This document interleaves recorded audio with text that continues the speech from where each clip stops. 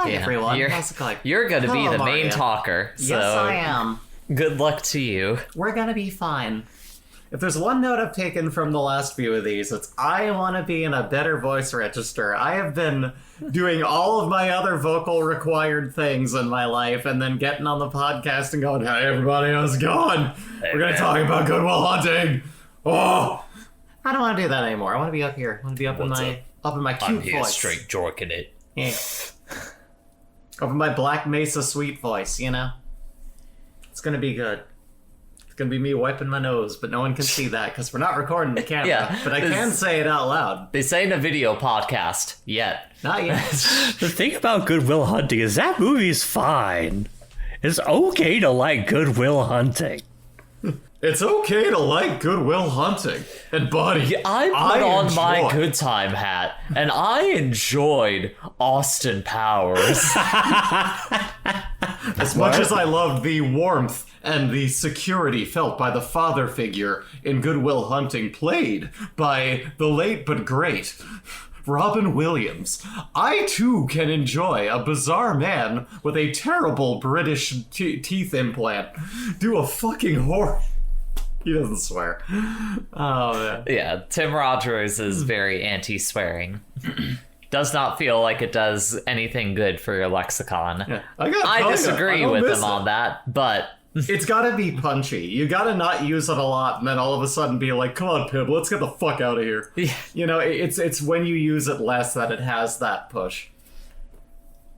The day we hear Tim Rogers say, fuck, man, that's gonna be the heaviest reaction to something ever. That's gonna be mind-blowing.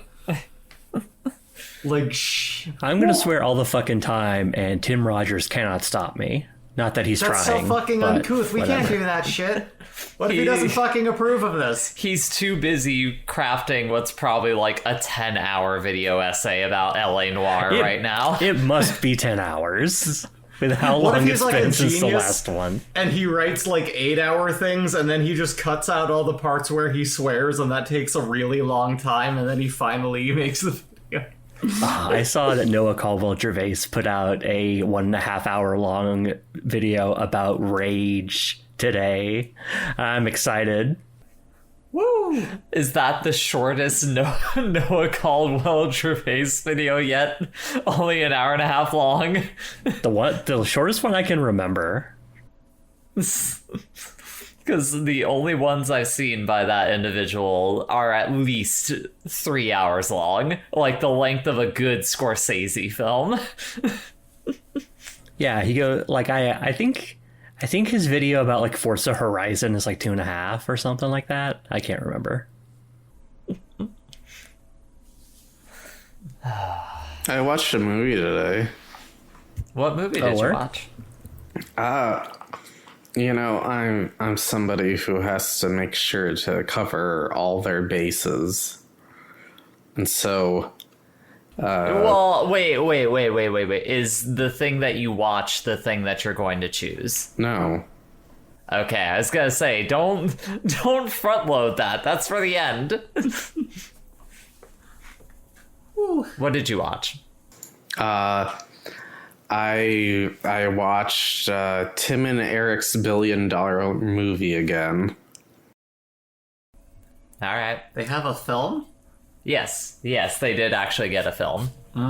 It's basically just a movie-length Tim and Eric episode. I can imagine. Yeah, it was really great when that was in the theaters and people largely walked out of it. I could see that. Probably about as divisive as the very show itself, where it's like you go in and you either are there for it or you're it's like... both. It's both divisive in its sense of humor, and it's more crude than I think a lot of people are used to for Tim and Eric. At least from what I recall, I feel like that movie has some like gross shit in it. Oh, okay. Yeah. Yeah, of course. see? But I feel like that's also in the show sometimes. Nothing at the level of what's in Well, the yeah, movie. you're not gonna have like a tub that is filled with a bunch of children's diarrhea as a healing mechanism in the TV show. That is disgusting. I'm there for Totino's. Totino's, how did you know? Totino's, everybody's talking about Totino's. The opening of that movie is singing about how they're going to drink and also cut off their arm. And they, in fact, cut off their arm. Yep. Wow. That sounds correct. Like, I'm having visions of this movie coming back into my head the more that you're describing it. I've never seen it, and you're actively talking me out of it. Like, here's the thing, too. Until Jay showed me a few things I could actually enjoy by them, I, all in all, hated them. I saw the show pop up, I think, between, episodes of, like, whatever Always Sunny was on at the time or whatever. Maybe it was on Comedy Central, but just something would come up of them, and I would be like, what the fuck is this? I gotta be honest, I don't really like Tim and Eric that much. There's just some skits from it that hit. Okay, so it's the same for me. Like what I saw of it when it would just come on naturally, I would be like, what the fuck, what?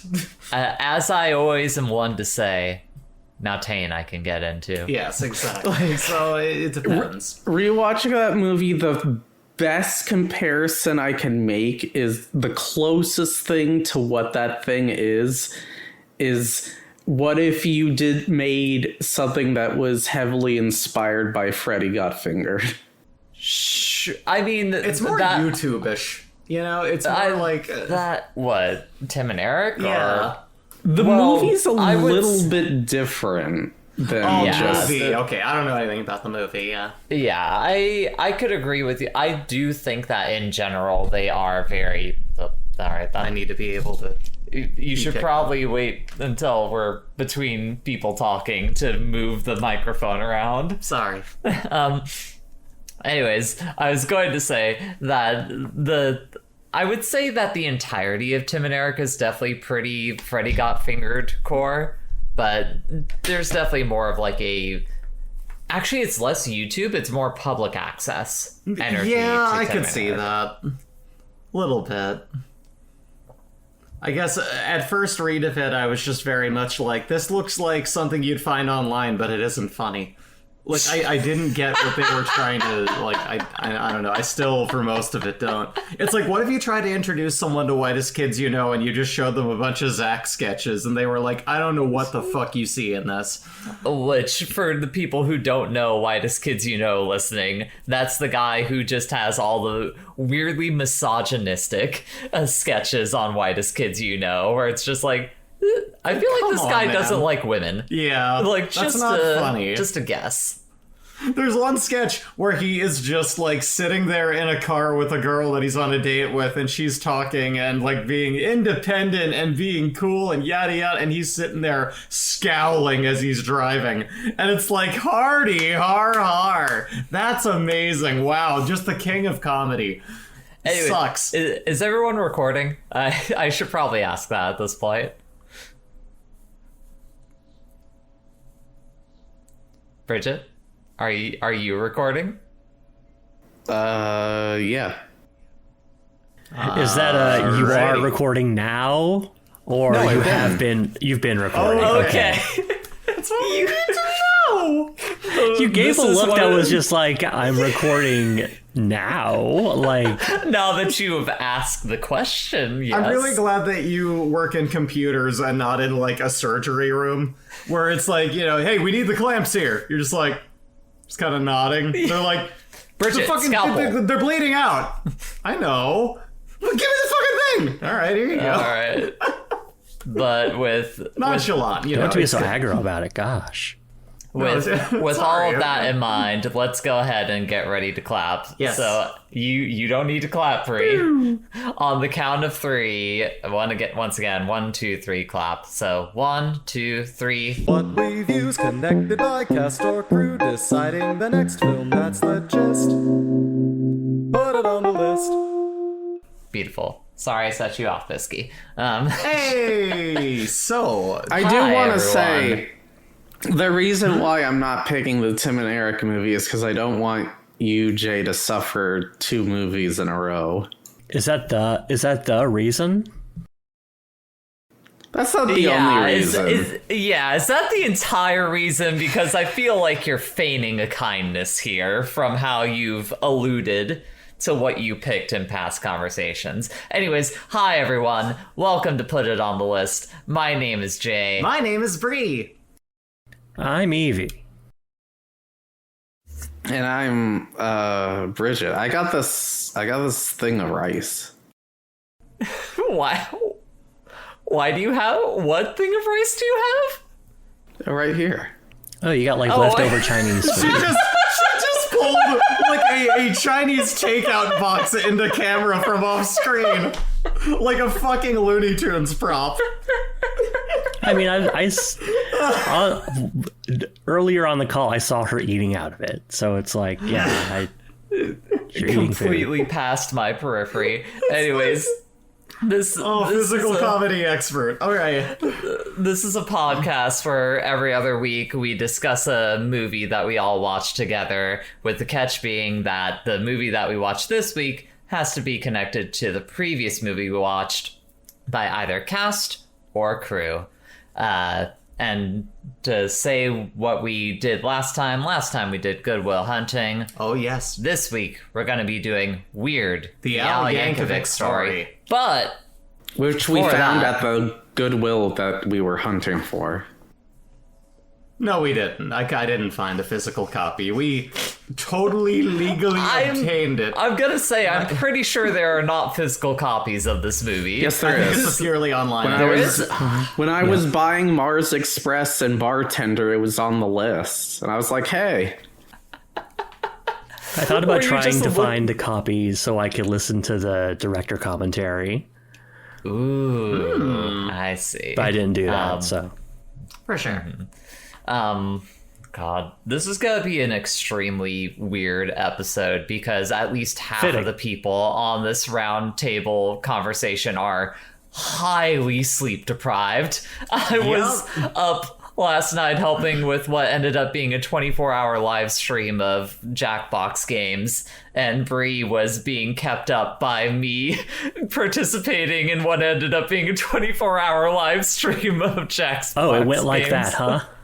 Yeah, laughing and chuckling and having fun. See, here's the thing. I didn't know she was going to be up all night doing that. I was like, okay, well, just get to bed when you can. And then I'm just like trying to sleep and I keep waking up every hour. And I'm like, uh-oh, I'm not really getting into REM sleep. And every time I do, I'm whipped out of it. So I'm a little bit scrambled in the brain right now. You know, this shit, it happens. But Like putting my best foot forward here, you know. She, in air quotes, properly got out of bed at like 7 a.m. as we were like getting ready to do the last game in the last Jackbox pack. And she told me like, no, yeah, you kept me up all night long. And I immediately like just unmuted myself in the call I was on and said, I need to leave. I've done a great misdeed to my wife by keeping You were her having up so all much fun. I didn't want to tell you to stop. I'm too nice, you know? I'm just like, you know what? It's okay. I do deeply appreciate it, but next time something like that happens, please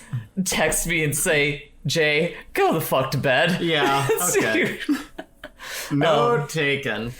But also, the other thing of note before we hop into the discussion proper is we got icebreaker questions. Oh, Iceberger? Great.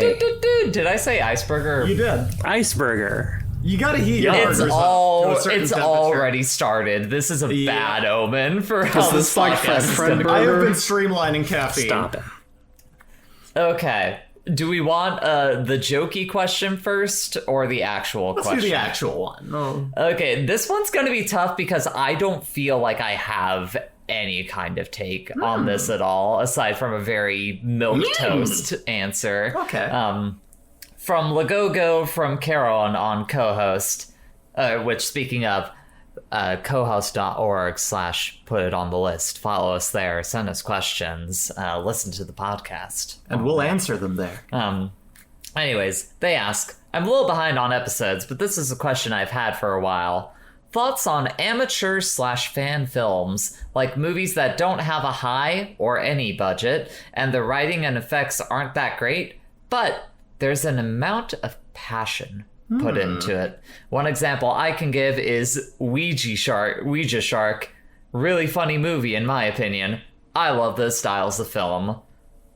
My take on this is like, yeah, amateur movies, go for it. I haven't really watched any, but have fun. Didn't you watch The People's Joker? I guess that's a fan film. Yeah, that counts. I didn't really. Yeah, that is a fan film. It's so much its own thing, though. Like, Well, that's the passion. It's so much its Yeah. own thing that WB had to send a cease and desist to it in order for. yeah, that's all very fair. But that's like the only fan film that I've seen, and that's like an exceptional example of that. That is possibly the greatest. One of the first things I asked if I could pick for my movie was our RoboCop remake, which is a scene-for-scene remake of RoboCop, which many of the people who worked on the movie we're going to talk about also worked on that. This year has brought some great trans indie cinema. Like, it sure has. Really, really good. I saw the TV Glow, The People's Joker. Oh my god. I mean, I saw the TV Glow. I saw the TV Glow was not a indie thing, but That wasn't indie? That's A24. it's A24. It's not. It's, okay. I wouldn't call it. Yeah, then never mind. That doesn't count. But it is still Fucking amazing trans Kojima cinema. has a movie coming out from them, so Okay, yeah, that's Yeah, A24 is no longer like the scrappy like movie distribution company. they're the that Centurion was- thing, you know, they're the not Centurion. Centurion. I'm tired too, okay? The Criterion collection is ass what you're fucking thinking. thing. Yeah. Yeah. They're of a certain caliber now. But the point is is like the trans Centurion cinema for the happening. Centaurs? Centurion has an actual definition to it, and I unfortunately can't. Yeah, it's a kind of recall an what it Iron is. Man armor. It's one of the Iron Man's armors. I think it's like the helmet that like Hey, a certain, I think like it's gladiator- as I was saying, I One of think those Iron Centurion. Man's armors. Anyways, as I was saying, I think Centurion has an actual meaning to it, but I can't recall like what the it. Trojan guy on the condoms, you know. Nope. Centurion Jay, hat. I can think of one other fan-made film that you have seen.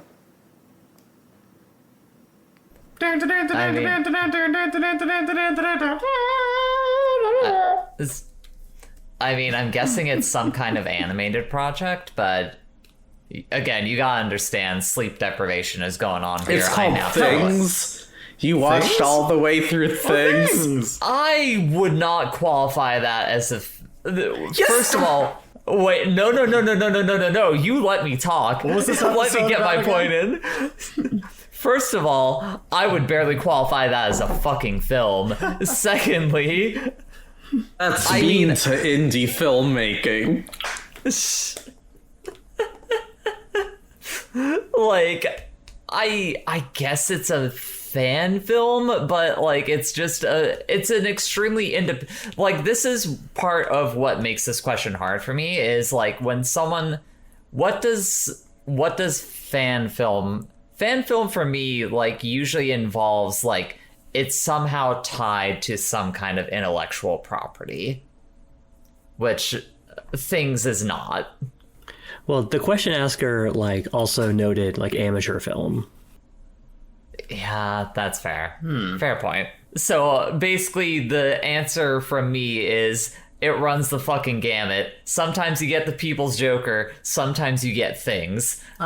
And that's what I have to say about it. Anyone have further their own takes they want to throw out there? I think that's about the closest I got. I don't know. Like I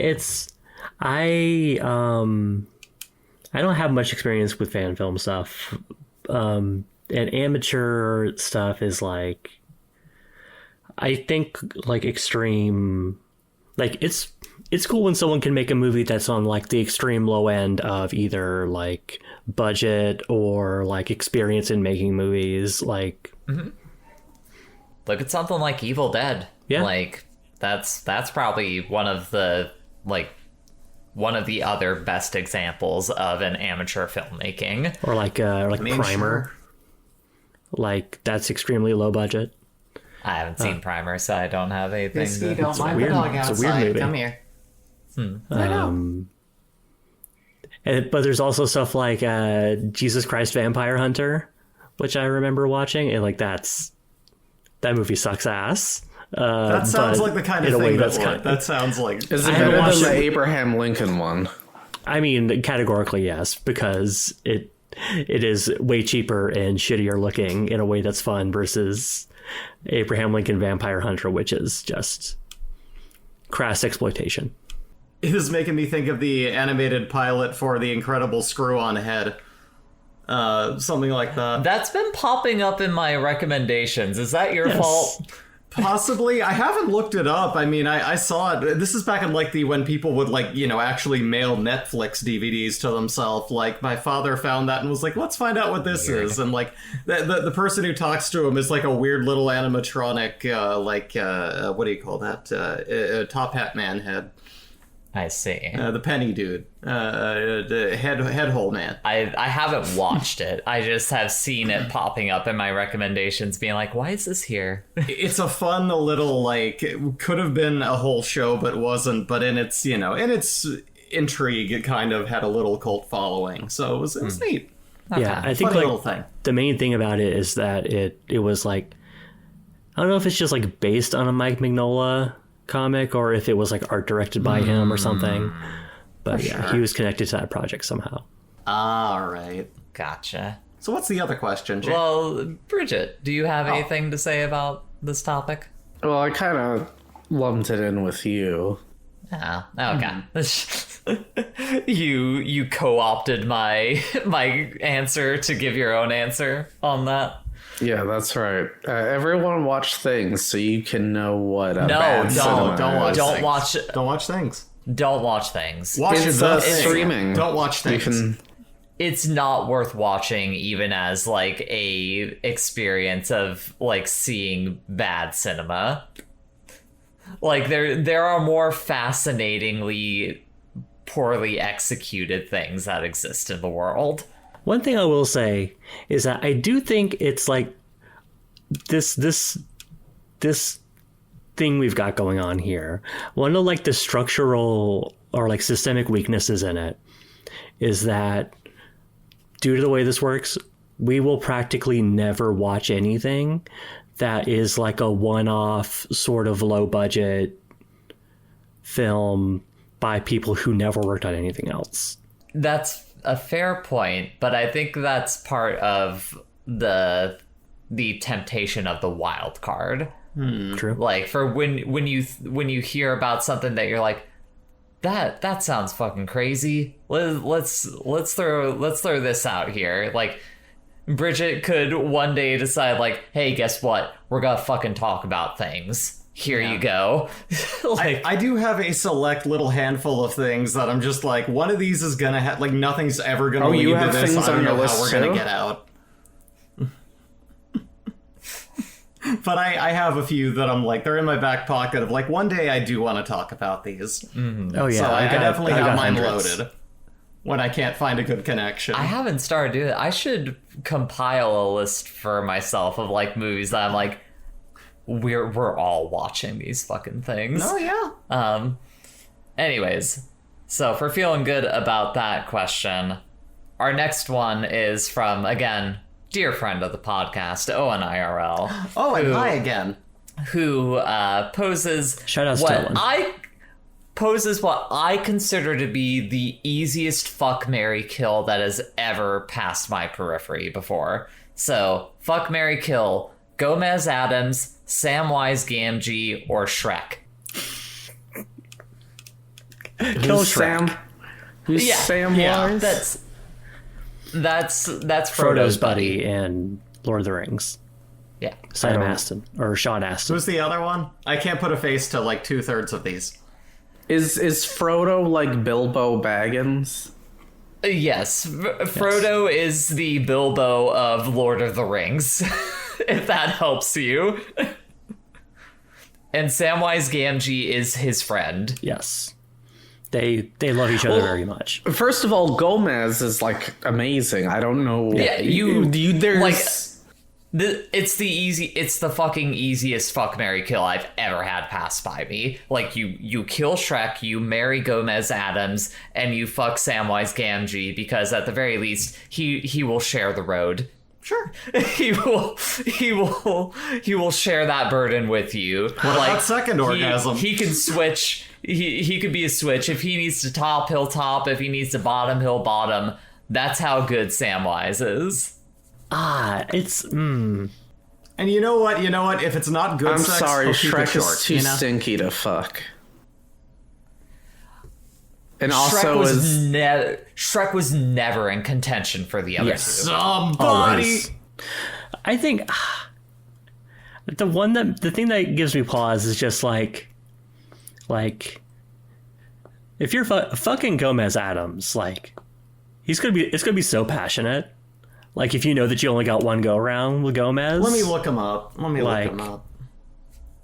But here's the thing. You know from how good that marriage functions between, like, him and Morticia, that's like, no, this is some lifelong shit. That passion will always be there. Like, don't get me wrong. You have that one good night with him if you just are down to fuck. But you marry that man, you are set for life. It's an example of a very functioning family. Yeah, like, they're one of the few, like, really good... except when Fester tried to marry that one lady. We're not talking about Fester. No. Yeah, Fester's out of the equation. I think there's some merit to Sam in the Mary category, like, because like he is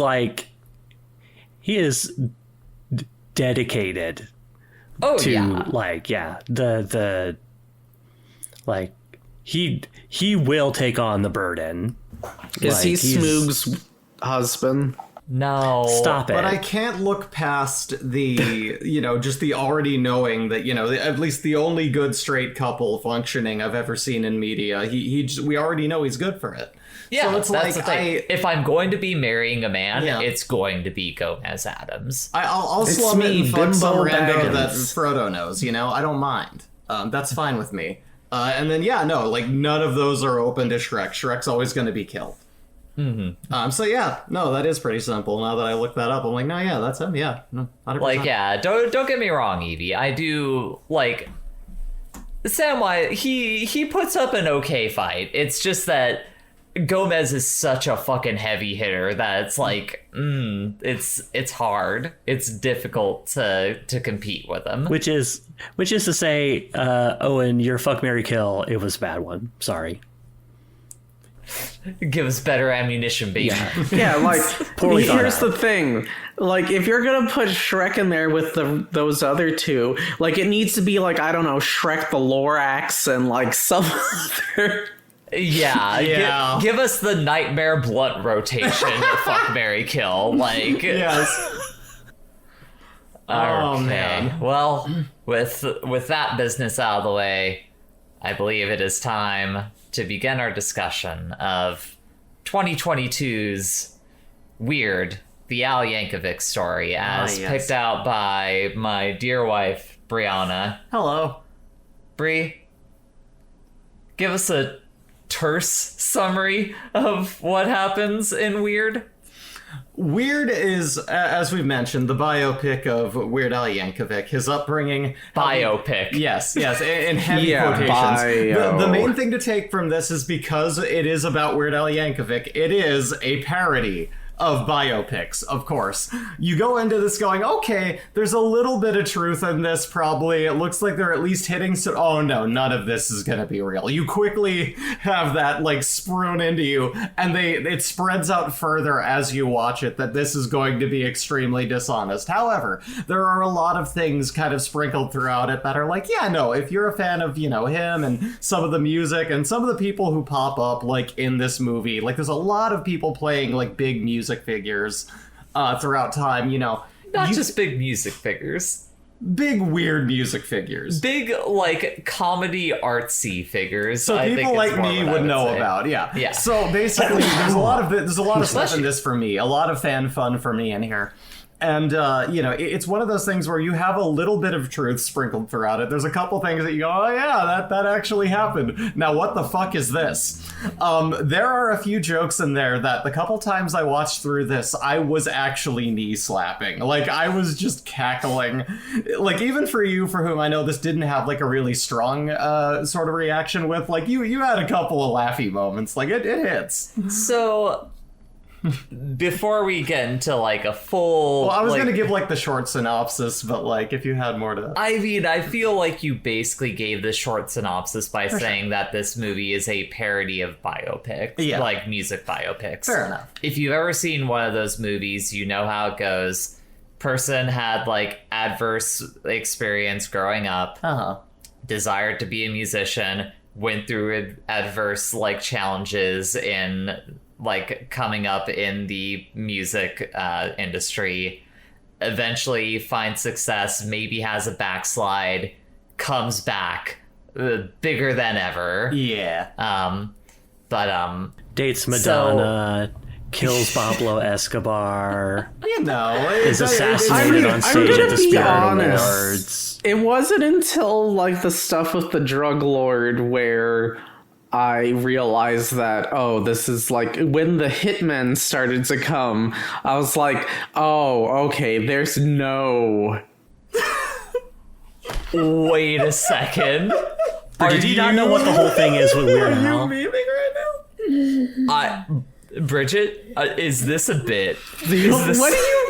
Why would it be a bit? I mean, sure, the other stuff was exaggerated. There's like some minor exaggerations. Okay. I wish we could record Jay's face right now. But it wasn't until then that I realized, like, oh, okay, this has no, like, basis. Well, it doesn't have no basis whatsoever, because as Bree was alluding to, there are things peppered in there that are tied, that like do have connections to Weird Al's actual career and like, which let me circle back to what I wanted to say before we really dive into this. This is probably going to be the most difficult movie for me to talk about on this podcast because one, I was pretty lukewarm on this movie for the most part. And it's a comedy, which comedies are hard to discuss because a lot of the times it could just boil down to being like, this joke happens, just retelling visual gags. jokes. Yeah. It's why we're going to get more into just the nuance of the film. And then lastly, let's do the temperature check here for everyone on this discussion. I'm not that big of a Weird Al person. Bree? I grew up from a very, very young age watching his, like, I Love Rocky Road era of, like, a lot of the, like, videos for these, that come up in the movie in his early years, I watched these on VHS over and over again. Haha, funny man. And Weird Al Yankovic was my intro through parody and through polka the first time I heard most songs of value to, everyone else that I later thankfully discovered and loved. Yes, Nevermind is an incredible fucking album. All of these other important artists, I do still love and respect them, and I'm not singing the Weird Al version to them, but hell if I didn't hear him first. Sure. You know what I mean? That was my intro to it as a kid. My father would play that. It made my sister and I happy, growing up in the back seat of the old family van. But then we found the actual artists and went, oh, they're really good. That didn't take away from that any. Evie? I like Weird Al fine. Yeah. Bridget? Weird Al fine.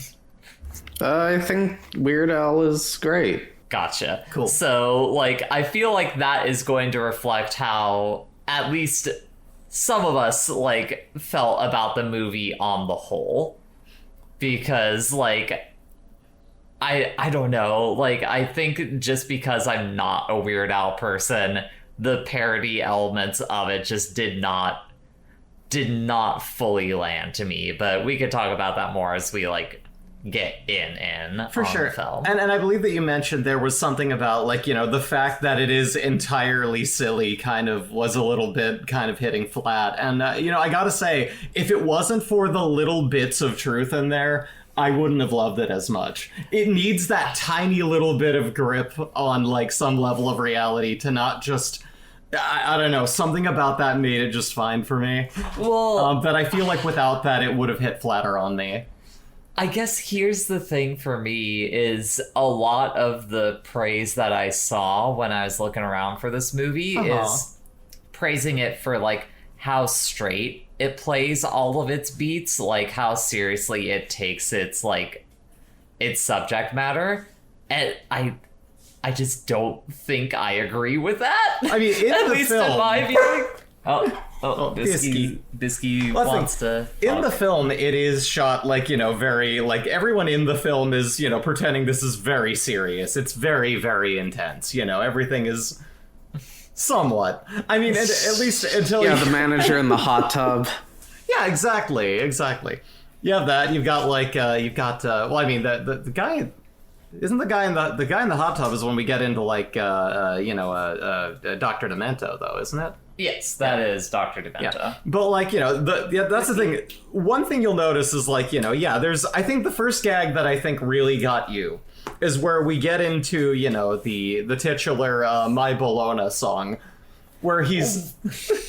I'm just gonna say, there is this incredible joke there that is the dumbest thing ever, but, like, the longer it goes on, the funnier it becomes. I mean, here's the thing. What about the chicken dance and then being arrested for... We'll get to that. Here's the thing. Those two are in, like, the 5, like, really notable jokes for me in this movie. Okay, go ahead. But... what, do you want me to list off my top 5 favorite jokes I do, from this yes. movie?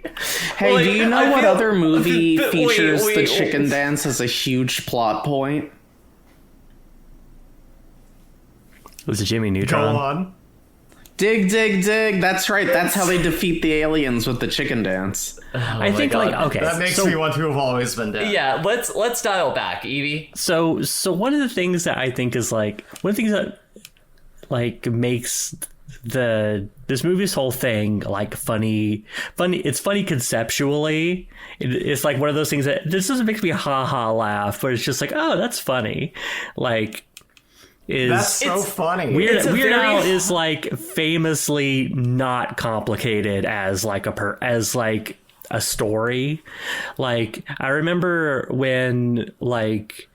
hearing about his, like, behind the music special and just, like, how there was nothing there because he's just he's just kind of like a guy who Weird Al doesn't really Yankovic is one of has the- really had a ton of problems, and so Yeah, making he's one a of the weird... most, like, what's the word I'm looking for here? The non-controversial people in the world. That was, like, when everyone found out that all of these artists were, like, fucking young women. They were just like, man, like, this Weird Al Yankovic, this guy with weird in his name is, like, the only person you would trust your daughter around for a weekend. You know what I mean? Sure. That was this thing going around. It's just like, this is a non-complicated, really straightforward guy. And I think that's why I love even the comedy of the concept of doing an intense backstory on this man. Because, like Evie said, there's nothing there. And that's beautiful. Because that just gives you this blank canvas to go fucking nuts. I think Bridget had something to say. What were you guys saying? I mean, you could argue it's controversial that he puts his foot down and says trans people should have rights. I mean, I feel like that's different from the kind of controversial that we're talking about in terms of, like, legacy before the culture war nightmare that we live in our current day and Fucking age. underage girls partying, like, you know, having affairs, going crazy, getting drunk on stage and fucking up your show. He doesn't do that. Like, he's a nerd. He did fucking calculus for fun as a kid and skipped several grades. He actually, a fun note, one of the things that is real in this movie was he did get, like, from a traveling salesman, was how he ended up with an accordion. Lessons. Yeah, and he got lessons. And his family was, unlike you will see if you watch this film in the beginning, actually pretty supportive of him. They were actually like, whatever, sure, In the case of the dad, nearly beating the traveling salesman to to death. Yeah. That's why I think it's really interesting that this movie doesn't even sniff at like the one like actual like dark moment in Weird Al's like lifetime that I can think of. Like, not that I'm an expert on the man or anything, but like I remember that like both of his parents like died suddenly from like a gas leak or something, and like I didn't even know that. Shit. Yeah, like it was, and like it was. Like he was in the middle of touring at the time. Like he had to like, you know, break for a little bit. It's just like that's not here at all. In fact, like it's just like it gives us an alternate history where Weird Al is the biggest recording artist in the world and is assassinated on stage. Again, another top 5 joke for me in this movie. But what I wanted to ask is, do we even want to do a linear discussion of this film, or do we just want to... Let's just talk about the film. Because, it's going to be a very red letter media sort of thing, where we just kind of go over, like, the... Because here's the thing, I kind of fundamentally disagree with the idea that, like, all the actors in this movie are, like, playing this film seriously. Like, I don't think that's true. They are very much doing comedy acting during this movie. But they're doing it very well. Conan O'Brien is in this movie wearing such a shitty wig that you can see his real hair. It's really good. Well, I mean, that scene has another one of my top. So fuck it, I'll just say my top 5 favorite jokes from this movie. Top 5 favorite jokes of Jay. Top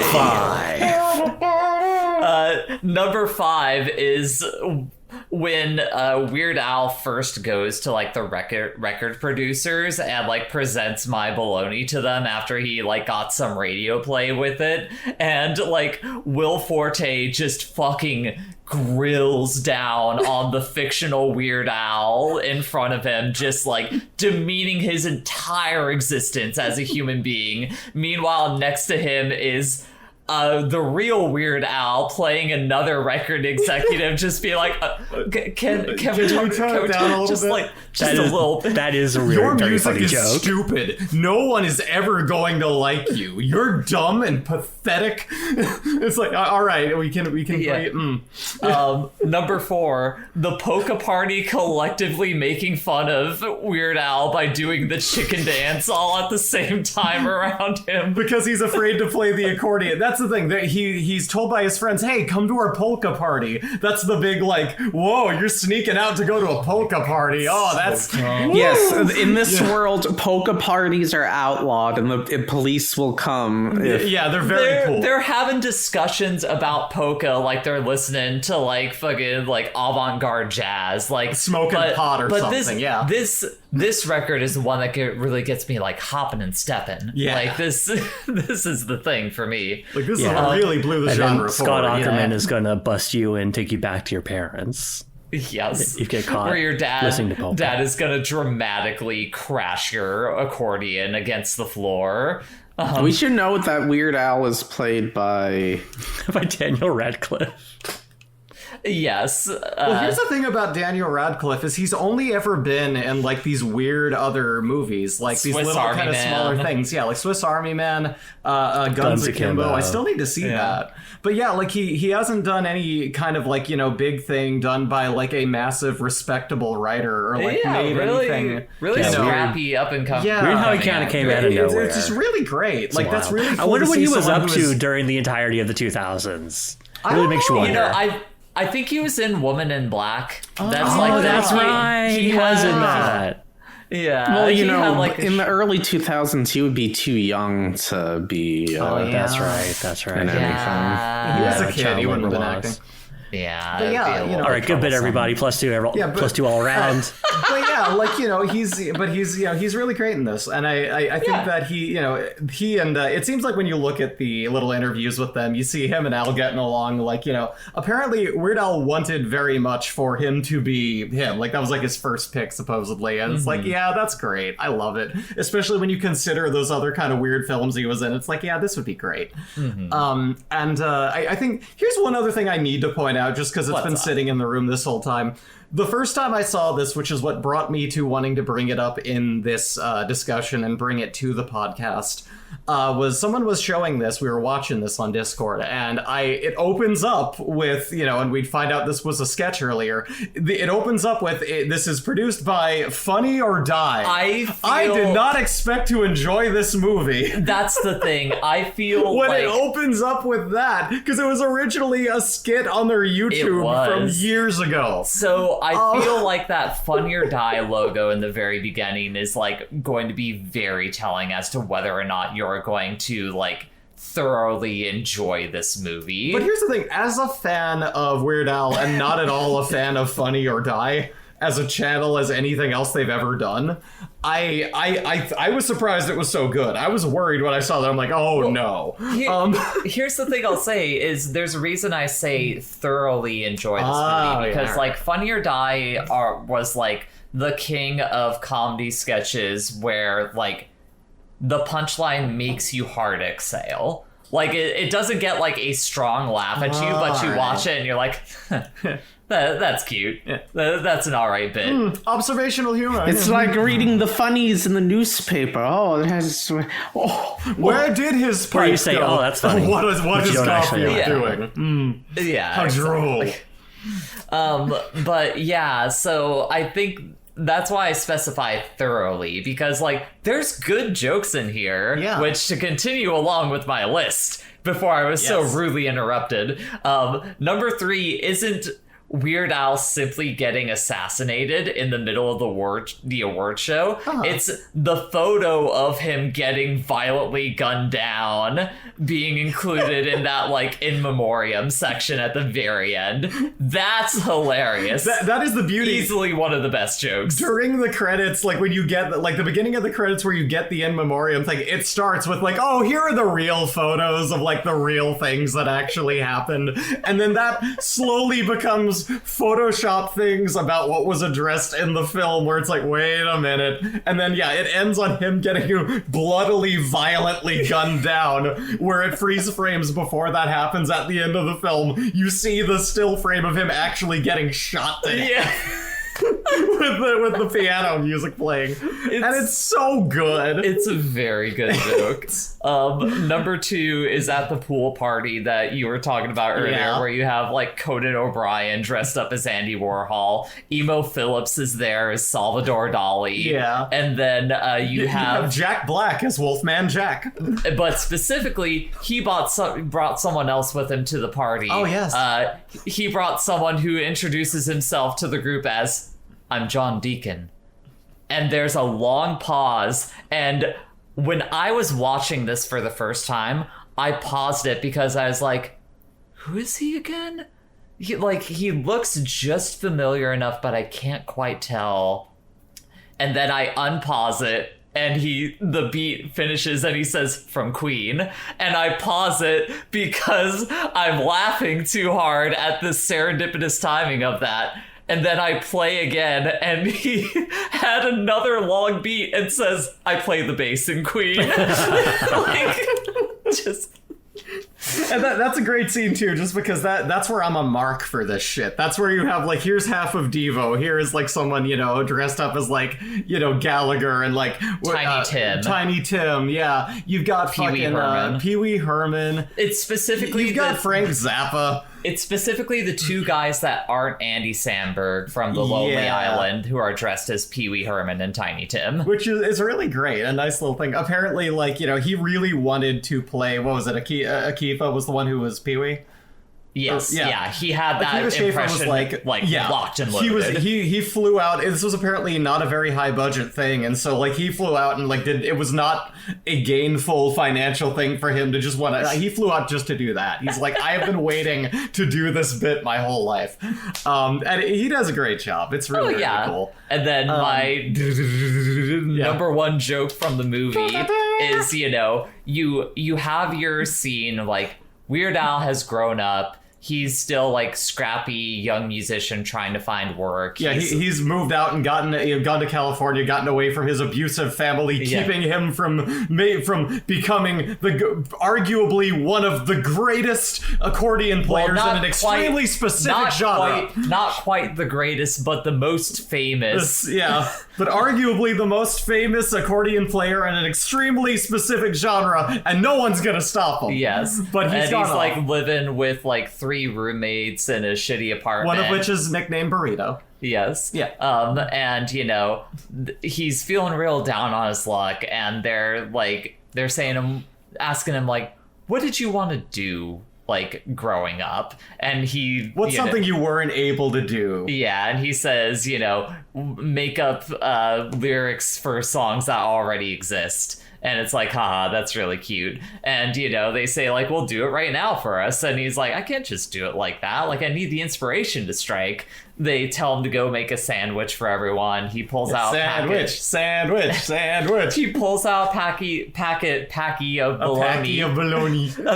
bologna from the fridge and starts making a sandwich. They turn on the radio and it starts playing My Sharona. And it gets to the part where it's like, my Sharona. And, and he stares at the bologna packet and it keeps looping that part of the song over and over again, zooming in on his face, zooming in on the packet of bologna.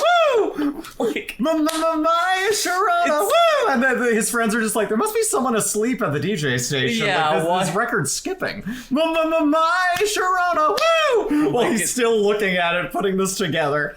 It's just such a perfect example of like repeating a thing ad nauseum, like the rules of 3, where it's like you say it once, it's funny. You say it twice, it's not as funny anymore. You say it the 3rd time, and it kills. It's so good. But yeah, those are my favorite jokes from the movie. So I hope everyone appreciated this segment of the podcast. That was Jay's top 5.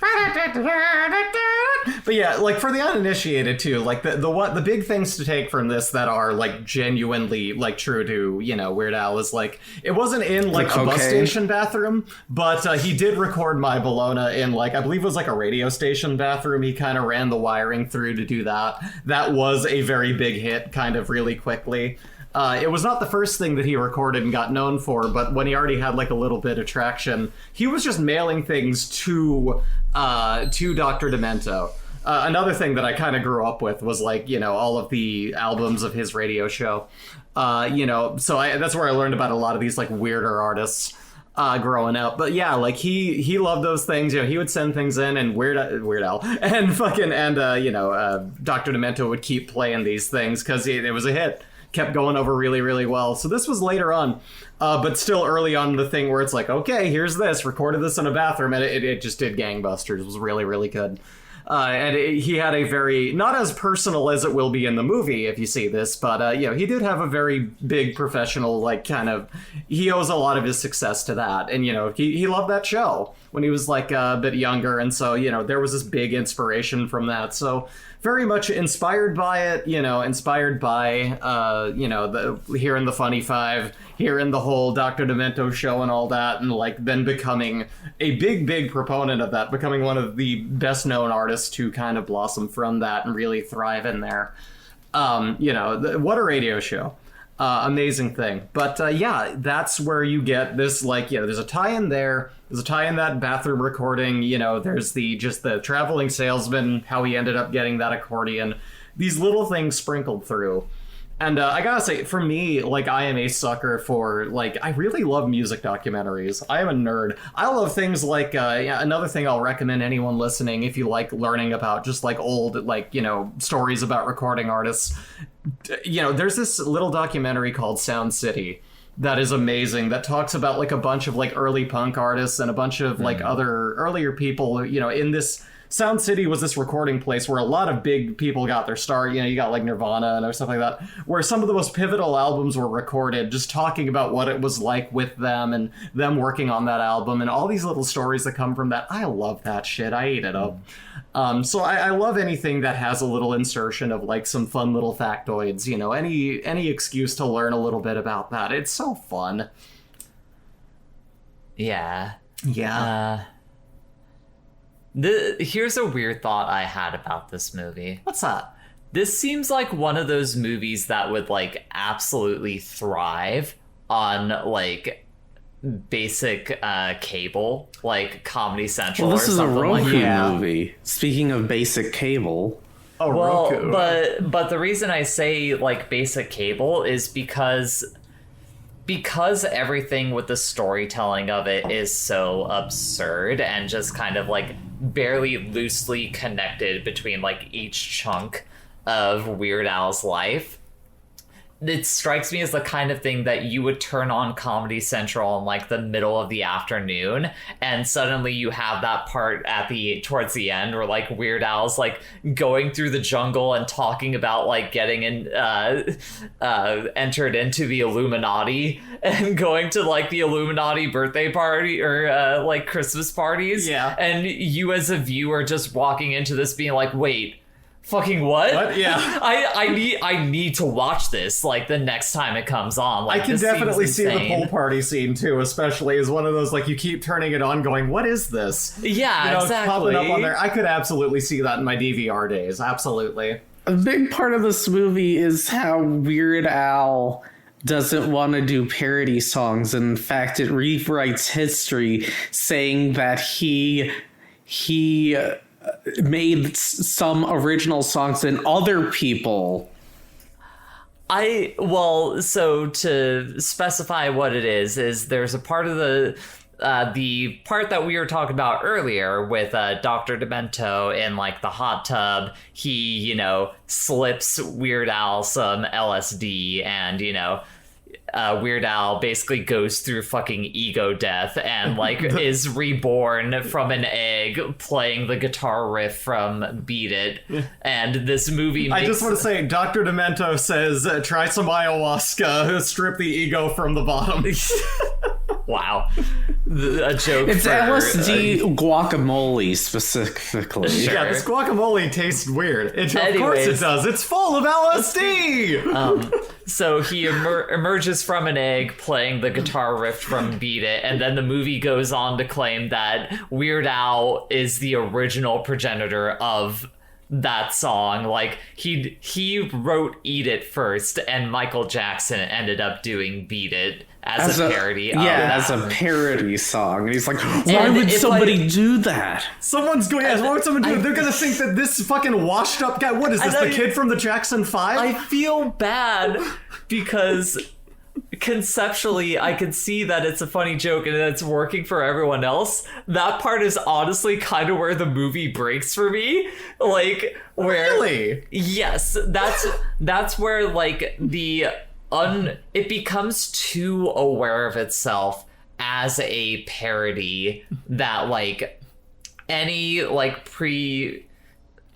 preconceived notions about this being a movie that was playing itself straight are just out the window. No. Like, That's wait, I'm still making my point.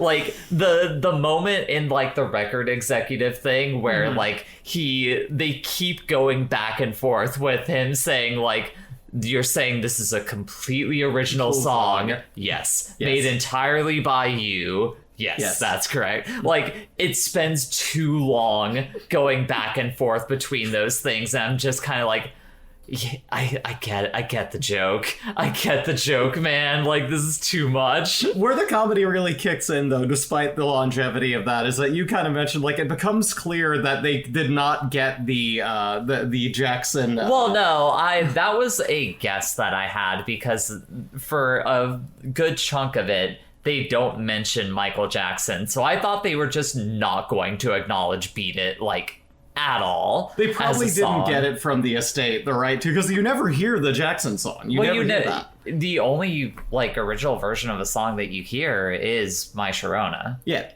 Like that's fair. That's the only one you hear the original. But especially because they put so much emphasis on that in this one. Sure. It's kind of like that. That might be the case. We don't know. That was we'll pure armchair guessing, like, as I was going through it in the moment. I don't actually feel like that's the case. Whichever. I Point do is, think it's funny. yeah. I do think it's funny when they're talking about Beat It and they're just like, well, what's the parody about? Just like, it's like fighting. It's about fighting or something. Something, or like not fighting. I'm not entirely sure.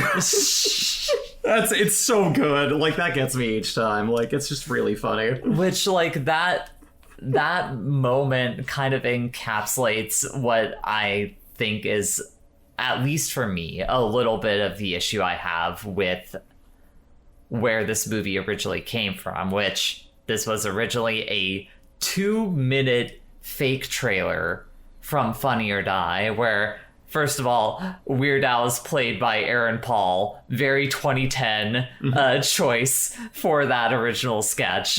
But anyways, so I feel like you always run into the issue of, you know, trying to expand an original sketch into a feature-length movie. We see it all the time with, like, all of those, like, Saturday Night Live movies.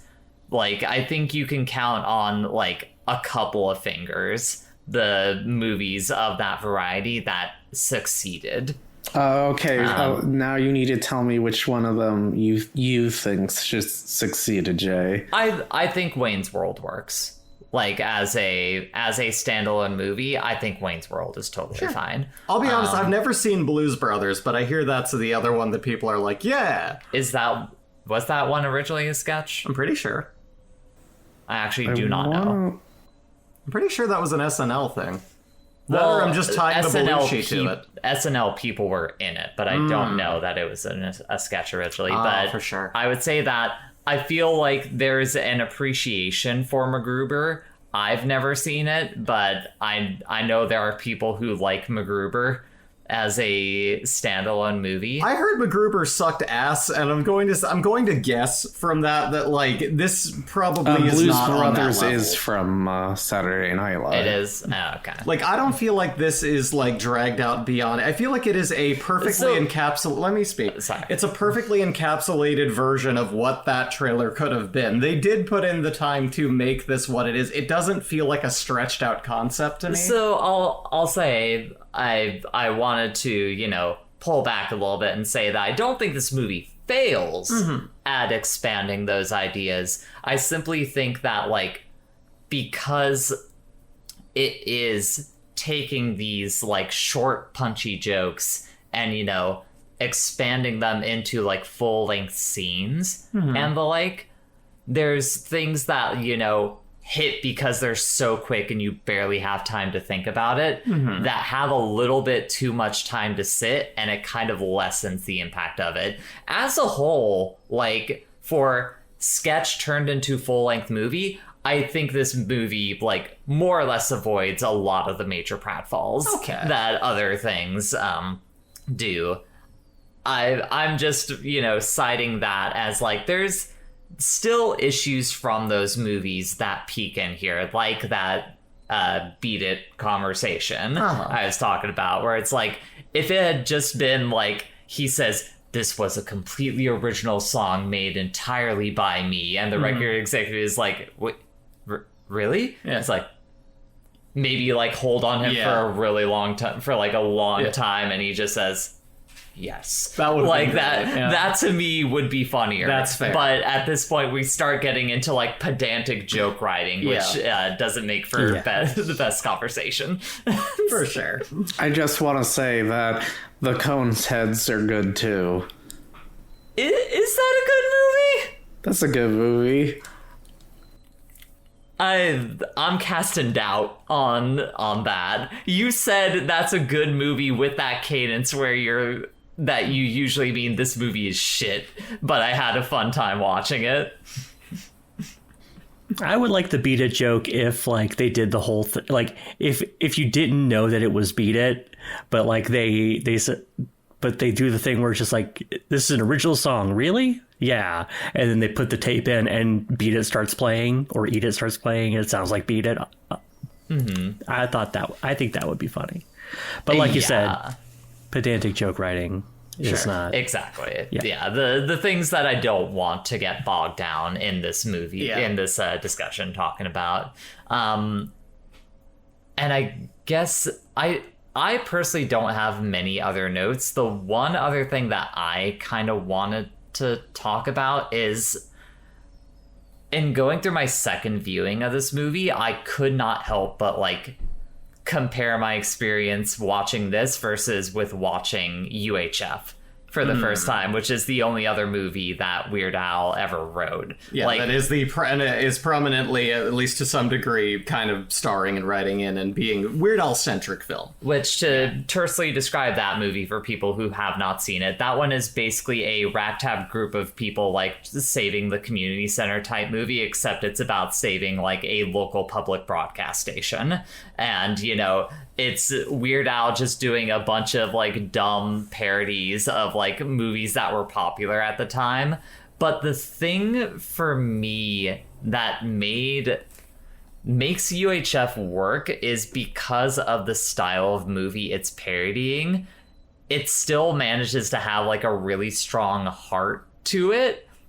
Like, Weird, the biopic movie, is more specifically a celebration of Weird Al and his, like, absurd career and how you can be successful being a little freak out there. Yeah. But the fact of the matter is, like, the Weird Al that's presented in that movie is still ultimately a facade.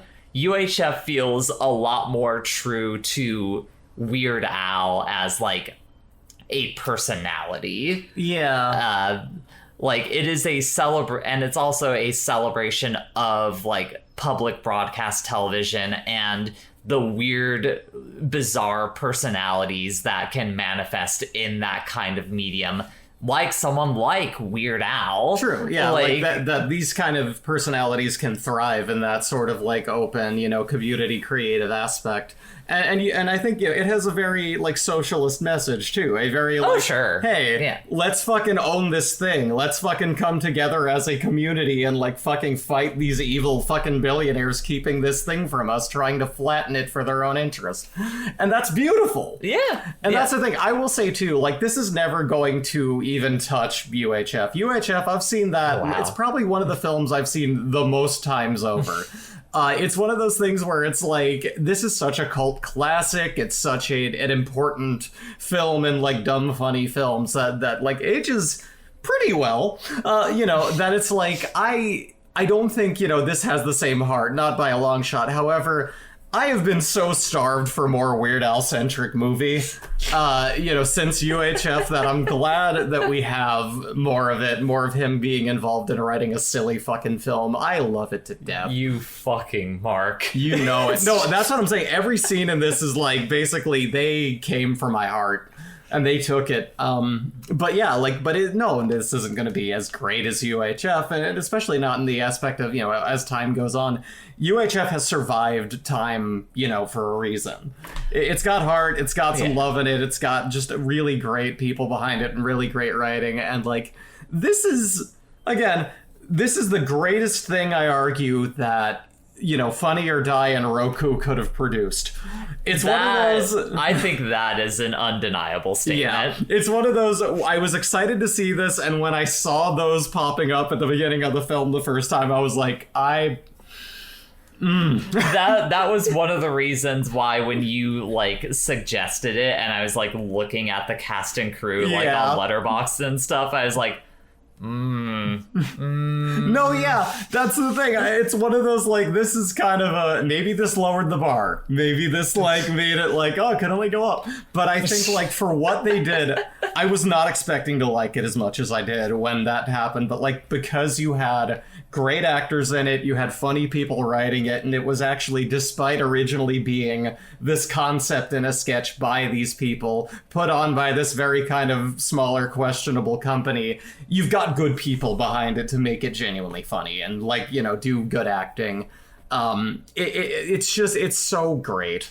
It's just such a wonderful time. It's just a good feeling. It's a good dumb thing to throw on and have a good time too, and we need more of that in this world today. We need more just funny random shit to watch and go, yeah, that was fun. Okay. I love a good fun one. And that was why I came up with this, is after all of the very serious shit we've been watching, we had to throw a pie. I had to be like, let's have a good time. That's right, Jay. Shut the fuck up and have fun. Yeah. Jay. Listen, I was watching Austin Powers, International Man of Mystery last night. I know how to have fun. We were all laughing, and that was the one kind of dumb comedy that, like, Bridget was not there for. Yeah, she's was just judging us, and it was so fun. This is below my taste. Half the comedy was I would watching rather you not sit approve. down and watch Things than Austin Powers. Well, I remember when I was really young, my father took me to see The Spy Who Shagged Me. I had never seen the first film, and I don't remember anything from that film because I was so young. I remember him drinking, the guy's mojo. It looks like a lava lamp or something. I remember hey, that looks That's like a the giant second penis one. joke. That's all I remember from that whole film. If I watched it now, it's probably aged like shit. It's probably like a horrible thing. Like, I don't know, but I watched Bree. that when I was the perfect audience for it. Probably like a 9-year-old kid or whenever the fuck it came out, and it was like, this is funny. What's up, Bridget? hey, Brie, I wouldn't know because I had a seizure and went to the hospital instead of going to see that movie. Okay, but the movie didn't cause that. No, it was on the way Okay. to the movie. I was gonna say, if that's was a the case, I know preemptive why you have a Caesar, negative so that she wouldn't have to association watch with it. it. I understand. The Sorry, body what was that? prepared. Yeah, They knew what 24 was nights in happening. a hospital, 24 hours in a hospital bed, definitely. The character's named Fat what? Okay. Yeah. What are you going to say, Evie? You look like you had something. I did. I think it's great that this movie was made. I'm talking about Weird, to be clear, now that we had moved on to Austin Powers, which I guess I'm glad that people got paid off of that too. But I'm glad this movie got made. I'm glad that we all, Weird Al got to have a victory lap movie, basically. Yeah. He deserves that. But I think I'm not a UHF person. I'm not familiar with that movie. But the thing that I kept thinking about while watching this movie was Walk Hard, the Dewey Cox story. That's And- one of the big comparison points I was seeing online for this. Yeah. I haven't seen And that one. I watched that movie a couple times closer to release. And I wish I had gone back and watched it before we recorded this podcast. But like, I don't know. I suspect that if I went back and watched it, that I would like this. I kept feeling like Weird is a less successful version of Walk Hard. In terms of like, and like, it may be unfair to make that comparison because like that's like a full-on budgeted studio production versus something made by Funny or Die and Roku. But I do think that like in terms of the sort of like jokes that's thrown at you, like I was like, between the two, I would prefer Walk Hard.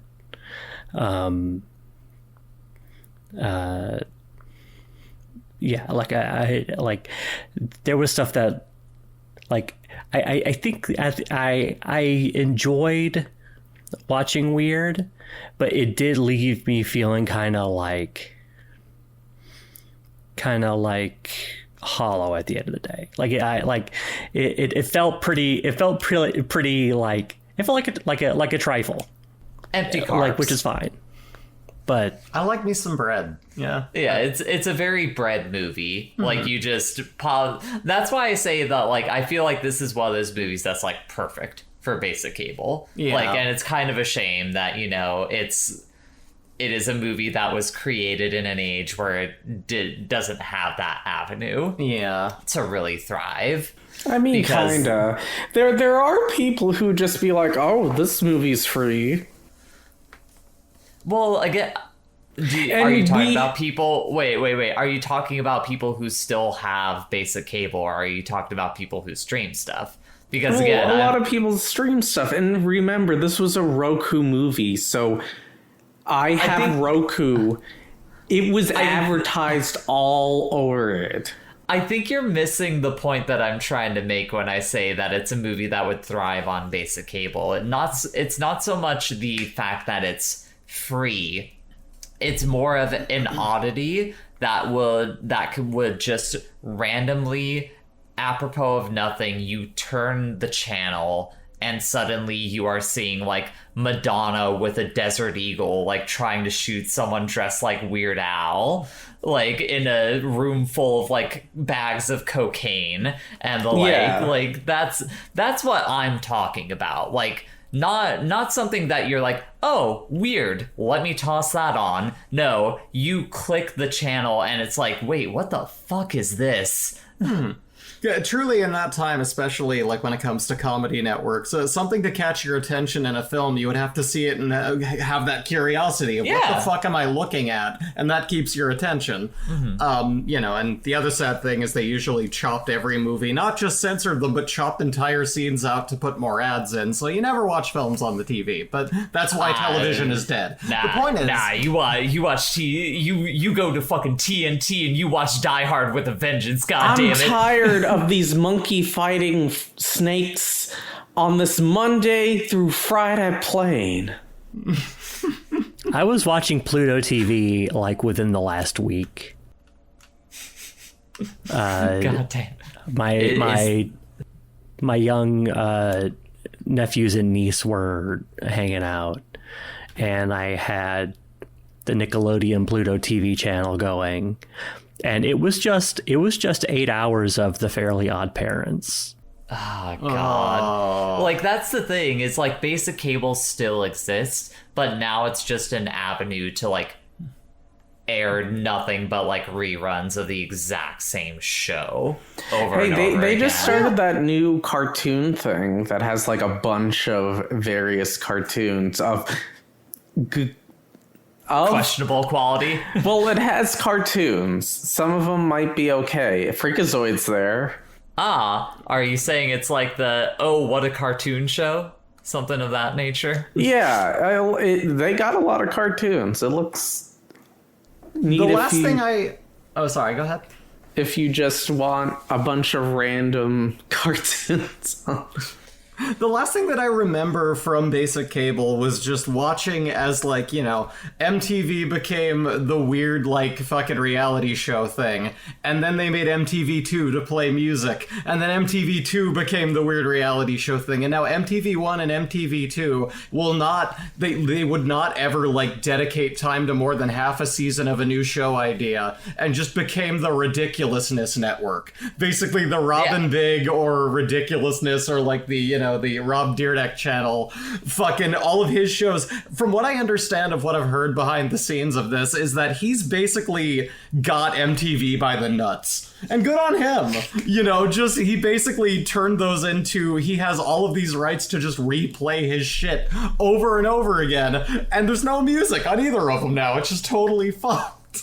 It's kind of wild. I mean, that's been a thing for a very, very, very, very, very long time. Yeah, I think I only grew up with, like, VH1, though, because I remember pop-up video being a big thing in my household when I was younger. But anyways, I'm mostly lamenting this because a lot of movies that I watched when I was young was, like, through Comedy Central, specifically. Like, I have a weird soft spot for Dogma, because that is a movie that was on Comedy Central a lot when I was watching that channel.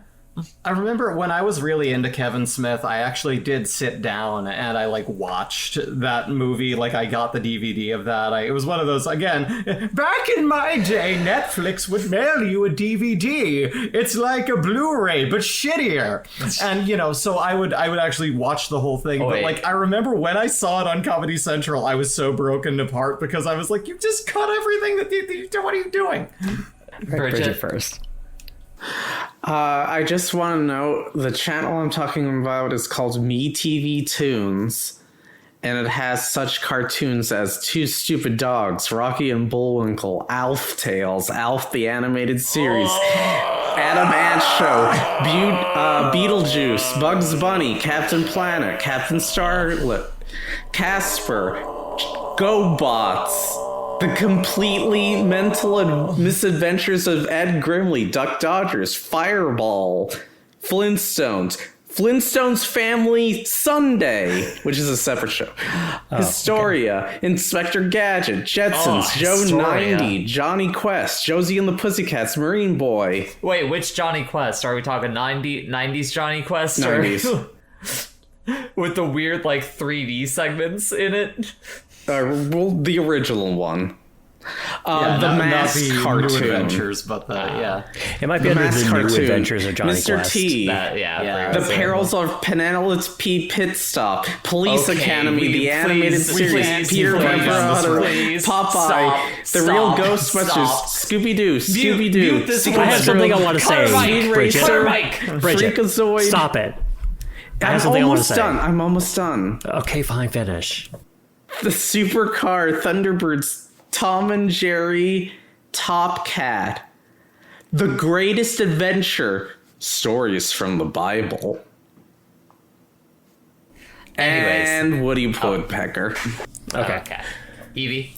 All right, speaking of DVDs, did y'all hear about how Redbox's parent company recently filed for bankruptcy? Also, Redbox's parent company is Chicken Soup for the Soul. Wow. Excuse? What? Wow. Yeah. I haven't heard that name in years. Yeah. They really didn't have a plan, huh? Nah. They're like, oh, people aren't buying books anymore. Let's go ahead and shift into DVD. Oh shit, no one's buying DVDs anymore. You know, it's kind of funny. Like, one other thing I want to mention about, like, how great it feels to have another victory lap for Weird Al is that, You like, mean, a lot of... You mean talk about the actual movie and Yeah. not spend 20 minutes? Talking about listing off terrible cartoons, is that, like, Some a of them lot of are the okay. things that Weird Al was in have been, like, very ill-marketed. Weirdly, even UHF. I've seen, there's, like, you can find footage of, like, Nickelodeon, like, a couple years before I was born, because that's when the movie happened. But, like, you look at, like, him talking to, like, they tried to sell Weird Al to kids, because he's weird, he's wacky, he's funny, but he's more kind of, I mean, at this point, kind of boomer humor, sure. But, like, yeah, very much so. But, like, he always was kind of in that, like, more, you know, adult music listening, you know, haha, funny. He was never really a children's thing. So, like, that's the idea. Like, so everything he did that was, because when you think, like, UHF, you don't think, man, kids are gonna watch this movie. Weird Al's in a few Scooby-Doo things. I have more on this thought. I could see kids watching UHF like in that day and age. I don't know. Like not young kids. Like if you're talking like young. I'm talking kids, Nickelodeon. I'm talking they had him trying to sell this. Nickelodeon would be too young. He felt so out of place. You could hear it when he's describing this. You can hear it in like when they were like fucking with the Weird Al show, where it's like you're trying to meddle this into being this like Pee-wee's Playhouse-esque thing, and that wasn't what that was supposed to be. When it comes to UHF, it was like, here's how we sell it directly to small children. Hey kids, so this is a story about a guy named George who's like trying to save an old TV station, and you can hear the kids yawning about him trying to save a local TV station with a UHF channel, and the kids are like, what the fuck are you talking about? You know what kids love? Public access. Yeah. So it's like, there has always been this weird mismanagement with like, when it comes to his acting stuff, they're trying to sell him to the wrong audience. But I feel like this was very much he got to do what he wanted to do with it, and it went over pretty well without being like super ill-sold. You know what I mean? Like, it didn't have, where it needed a certain boost and like where the advertisement for it was, it didn't suffer in this day and age. Well, the thing is, you have that because he has now like 30 years under his belt. Exactly. For a career. Like, he had all of the 90s successes to go through, and like his like little mini revival in the 2000s, 2010s, and the like, to cement himself as like, oh, okay, it's parody music. It's not just haha funny music. That means we have to give it to kids. Yeah, it's exactly. like it's parody. It's parody music. Yeah. So it had time. When it was back then, if I'm a like weird CEO, like especially gone off coke and shit, like back in the 80s, Sure. I can see someone sliding a record across my table that's called I Love Rocky Road and being like, oh yeah, we gotta fucking like sell this to kids. Like, consider a lot of those early parodies were like he's doing food songs. That's like a very easy like, yeah, we sell this to kids. Obviously, what else? You're saying we're gonna give this to adults? What are you, fucking stupid? Yeah. You're fired. It's like even in that heyday where it's like, you know, oh, the Greg Kinn band was occasionally on the radio with My Life's in Jeopardy, a song I really had to like I had to look down and find, like, I'd never even heard this in the modern day and age. But even then, the parody I Lost on Jeopardy, even in that time, are you gonna sell that to kids? Really? Well, no, is that what kids care about? Well, yeah. I don't know. Kids would. Yeah, I think that's I think what I'm trying to say is that like that early like Weird Al like section of his career is like, so he's still so in his infancy of the kind of comedy that he's making. Sure. That like it's super basic. Like, and it's so basic that like you have to consider comedy in this day and age. You have like fucking Eddie Murphy, you have Andrew Dice Clay. Like the whole thing in the 80s is like fucking edgy comedians. These are the guys who get on stage and talk about fucking. No, sure, like that kind of stuff. Get ready Tim to have your Allen's on feelings stage hurt. talking about how one is people safe. need to drive his dick. So you hand a comedy CD to those executives and they're going to be like, I can't fucking sell this to adults. What are you talking about? Well, no, yeah, that's the thing. Put this into the kids aisle. It's a tragedy of the time he was in. That's the thing, is that in that time, before he had that established nature, that was... It made sense that they didn't know what to do with it, but that kind of screwed him over a bit. A little bit. I don't think it did. I think ultimately it worked out for him In the long run, run. I'm just saying, like, it was a very awkward way to advertise when there wasn't really that same avenue that there is now. Like, the thing I'll say is it impacted like his expansions into like television and movies more than anything. For his music, worked out perfect. Yeah. But like if we're talking about beyond that, That's, sure. Yeah, of course. Yeah, but I don't know how much of like, I feel like even if his expansion to movies and TV weren't impacted or whatever, I don't know how far he could have gotten into it, because I think like Weird Al has always been for kind of weird adults. Yeah. Like I don't think he ever had the sort of like broad-based appeal that you would need to continually sell like TV or in movies and stuff.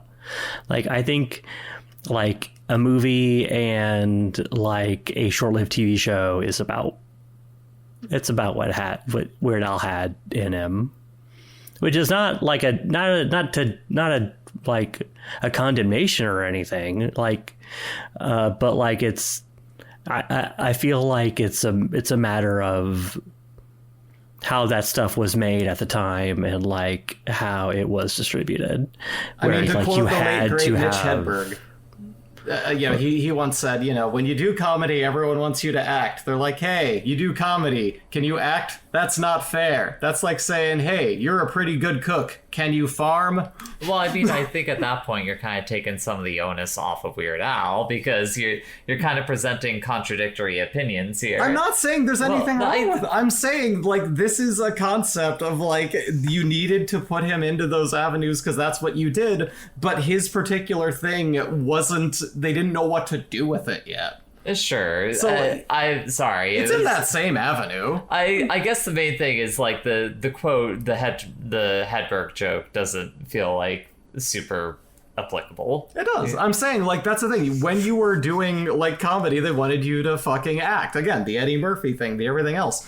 But I'm saying, like, when you think about the real target audience of Weird Al Yankovic, that wasn't an established, understood thing. So when he's run through that ringer and they tell him, oh, you're a comedy guy, so you need to do funny movies and shit, they don't really know what to sell Weird Al to. They just know we need to put you in films. I guess the point that I'm getting stuck on is that he's being told to make movies as opposed to, like, do we know whether or not these were choices that he wanted to do specifically?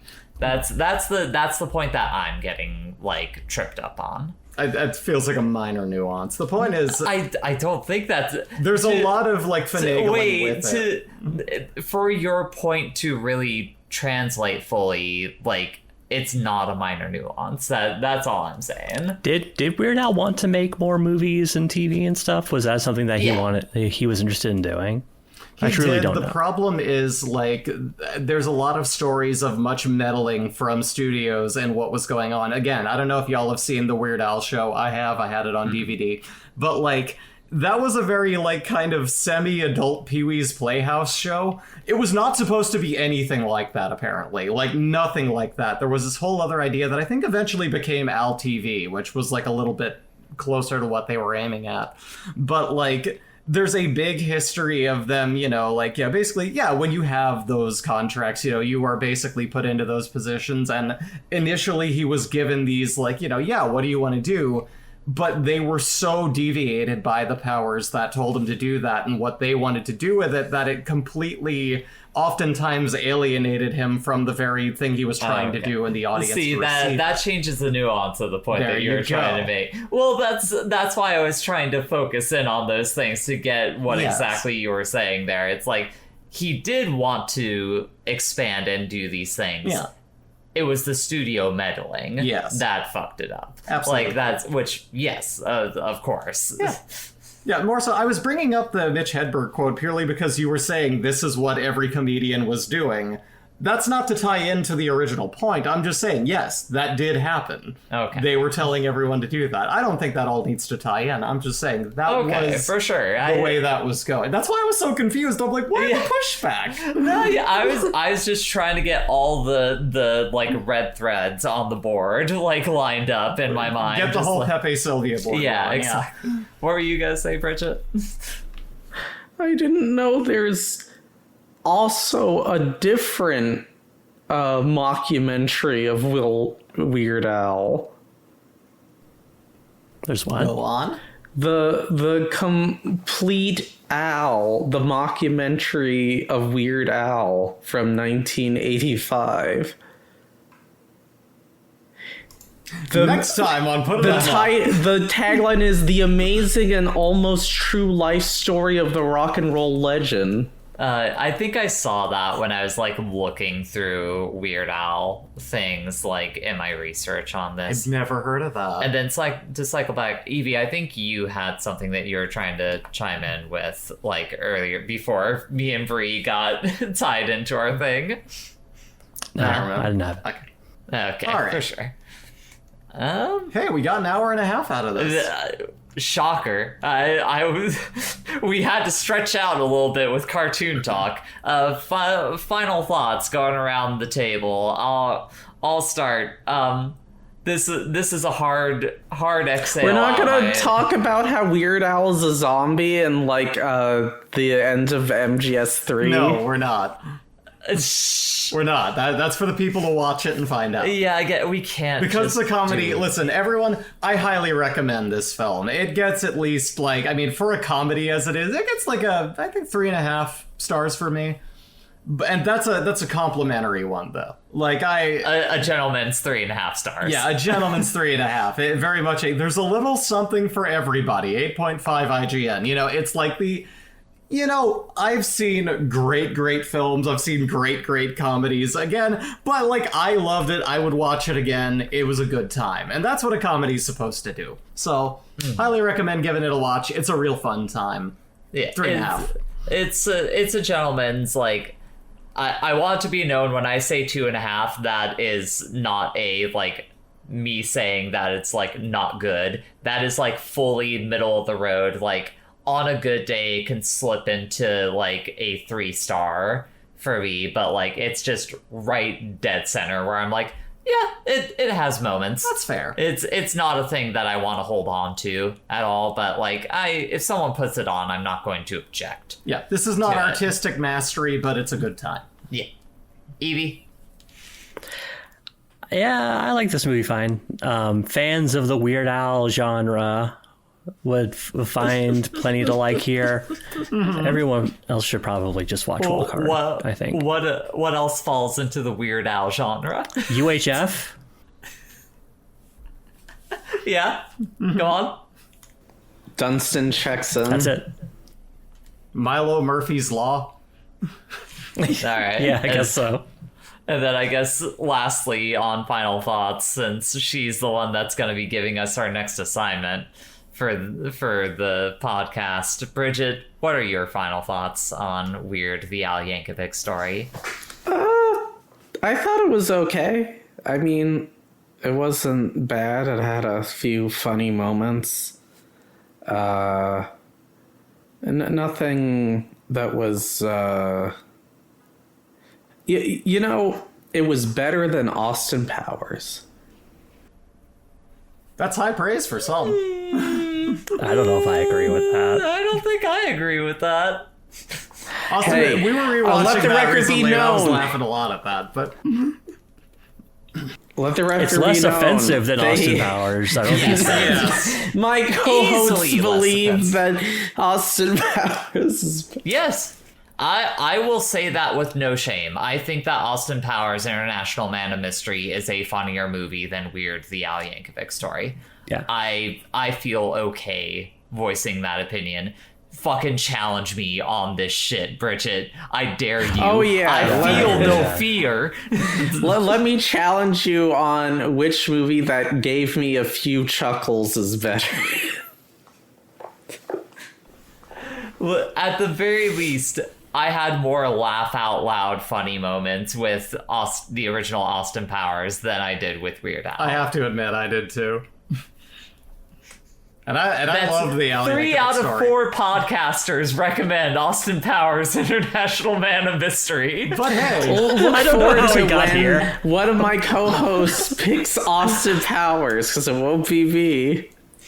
well, hey, line the I mean, thread, Bridget. we Where talked do about it we just go? now, so we don't have to. Yeah, where do we go next?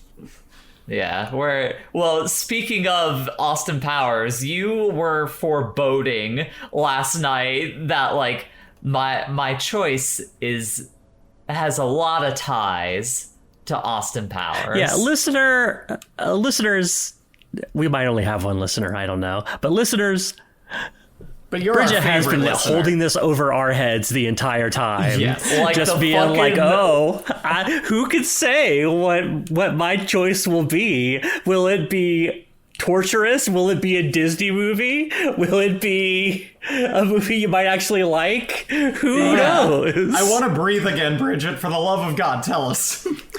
What are we well, looking at? So the reason why I said a big proponent of Austin Powers is specifically because you kept saying Austin Powers' teeth. Well, the connection to my movie is the denture artist. His specific skill is he makes fake dentures. Mm-hmm. I think I know where this is going. For various actors, and so in Austin Powers, obviously does that. Some He of did the it worst for teeth I've ever seen. yeah. So he did a good job. He works in Weird. Was there anything specific he did in Weird, or just general makeup artist? The teeth. Oh, okay. So just okay. Yeah, he specifically does dental prosthetics. Dental prosthetic. What is his credited like contribution on IMDb? I guess more so just for It curiosity. just says dental prosthetics, so I guess anybody okay. who was. All right. Weird. Probably Okay. someone. It might have been Tiny Tim. Yeah. That makes sense. Yeah, totally. I could see that. All right. But I also want to say I was like, I often go through these where I'm like, this is gonna be the movie. No, this is gonna be the movie. No, this is gonna be the movie. And so at first I was like, it's gonna be Hunchback. Oh. Yeah. And then I said, nah. And then I said, it's gonna be Guillermo del Toro's Pinocchio. And then, no. And then I thought maybe Barbie.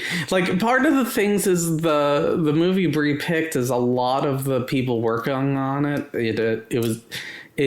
The movies don't extend past like the 2000s for most of them, so it was a little bit harder. And there's no Japanese cast, so I can't do my Your anime tie-ins. Yeah. my anime tie-ins.